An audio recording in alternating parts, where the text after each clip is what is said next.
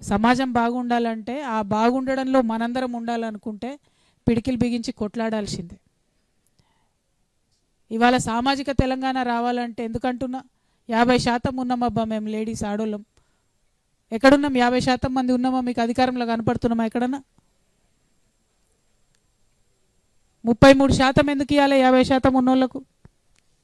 ఆనాడు 50% ఉన్న లేడీస్కి 33% ఇస్తామంటే ఎవరం మాట్లాడలే కాబట్టి ఇవాళ 52% ఉన్న బీసీలకు 42% ఇస్తామన్నా ఎవరం మాట్లాడలేని పరిస్థితి అయిపోయింది.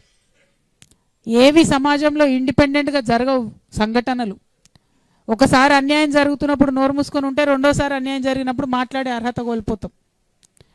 అక్కడెక్కడనో సముద్ర తీరాన సీతాకోక చిలుక రెక్కలు ఆడిస్తే ఇక్కడ తుఫాన్ వస్తుందట. అదేవిధంగా ఒక అన్యాయం జరుగుతున్నప్పుడు, ఒక సంఘటన జరుగుతున్నప్పుడు సమాజంలో అందరం కలిసి కొట్లాడితేనే ముందుకు పోయే పరిస్థితి వస్తుంది. ఇవాళ నేను మా తెలంగాణ అన్నదమ్ములను, కరీంనగర్ బిడ్డల్ని ప్రత్యేకించి కోరేది ఒకటే. కరీంనగర్ అంటేనే శాతవాహనుల జిల్లా, చాలా గొప్ప చరిత్ర. ఇక్కడ ఉండేటటువంటి జినవల్లభుని శాసనం, బొమ్మలమ్మ గుట్ట జినవల్లభుని శాసనంతోనే తెలుగుకు ప్రాచీన హోదా తీసుకురావడానికి ఎన్ని తంటాలు పడ్డామో నాకు తెలుసు. పాపం హరికృష్ణ గారు అని ఒక ఆఫీసరు, నేను ఎట్టి పరిస్థితుల్లో తెలుగుకు ప్రాచీన హోదా రావాల్సిందే, పోరాటం చేయాల్సిందే అని గవర్నమెంట్లోకి వచ్చిన తర్వాత ఇక్కడున్న జినవల్లభుని శాసనం కందపద్యం తీసుకపోతేనే తెలుగుకు ప్రాచీన హోదా వచ్చింది. ఇవాళ 2 తెలుగు రాష్ట్రాలకు కూడా గౌరవం దక్కింది. లేకపోతే తమిళే ఒకటి ప్రాచీన భాష, తెలుగుకు ప్రాచీన హోదా లేదన్నారు.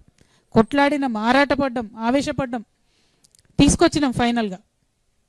ఆ గొప్ప అవకాశం ఇచ్చినటువంటి గడ్డ కరీంనగర్ గడ్డ.